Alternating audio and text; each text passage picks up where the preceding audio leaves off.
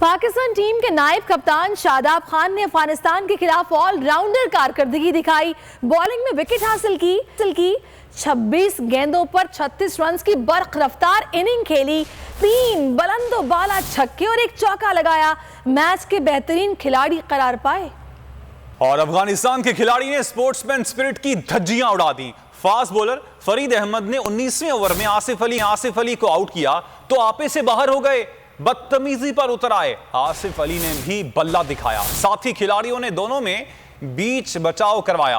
कप्तान बाबर आजम ने अफगानिस्तान के खिलाफ फतह का क्रेडिट नसीम शाह को दे दिया। बोले, नसीम शाह ने बेहतरीन खेल पेश किया, जानता था वो बैटिंग कर सकता है। नसीम शाह के छक्के देखकर जावेद मियांदाद की याद ताजा हो गई। सबसे ज्यादा व्यूज, सबसे ज्यादा रील्स और सबसे ज्यादा रेटिंग के साथ बोल्ड अब भी नंबर 1 पोजीशन पर बरकरार। सब्सक्राइब करें और बेल दबाएं ताकि कोई खबर रह न जाए।